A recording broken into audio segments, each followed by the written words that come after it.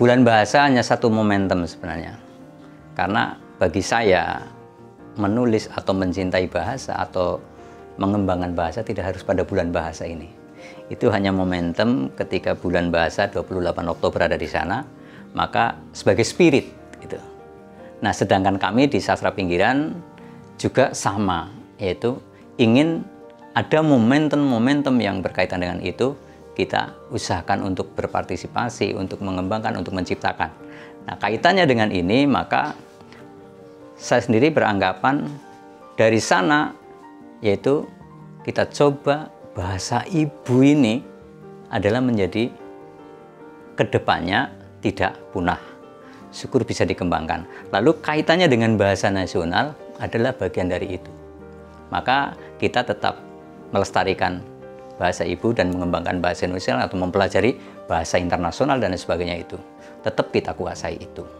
Dan dalam kancah ini, maka saya tidak akan mempertentangkan antara bahasa ibu, bahasa nasional maupun bahasa internasional.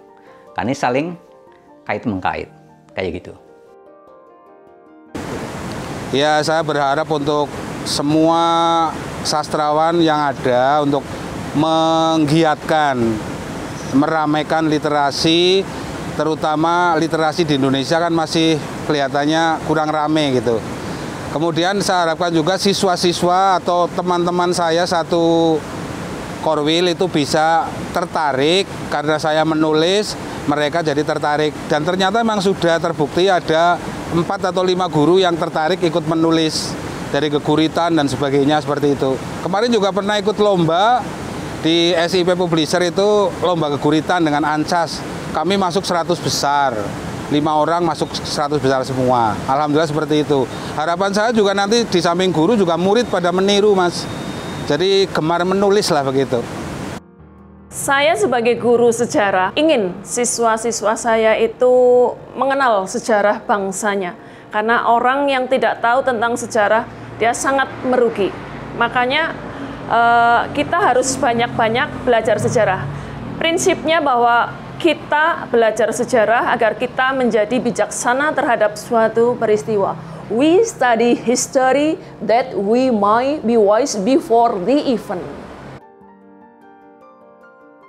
Kalau secara umum, ya mungkin harusnya dari pemerintah mestinya ada perhatian terhadap kegiatan bulan bahasa. Walaupun saya amati beberapa tahun terakhir ini sepi. Mungkin masih adalah di tingkat provinsi tentang lomba-lomba menulis. Tapi kalau di sekolah saya sendiri, di SMP 1 Wangon, itu sekarang walaupun di era pandemi dan posisi anak-anak itu pembelajaran jarak jauh dan virtual, kami akan mengadakan lomba dalam rangka bulan bahasa. Tujuannya itu anak-anak supaya menulis dan membaca.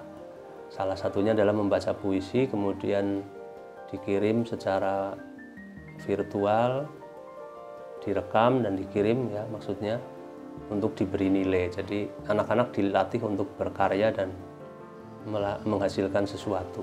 Itu dalam rangka bulan bahasa. Memang dikoordinir oleh kesiswaan dan guru bahasa Indonesia. Itu yang saya lakukan real kecil, Mas. Tapi dalam skala besar ya berharap banyak bahwa budaya menulis itu bisa dikembangkan dengan pendekatan dan pemahaman keilmuan yang benar. Karena terminologi bahasa kadang-kadang kalau tidak dipahami menjadi salah dalam memilih istilah misalnya, kemudian efek sosialnya bisa sangat banyak. Jadi pentinglah untuk mempelajari itu. Belajar lebih peka dan lebih paham tentang bahasa.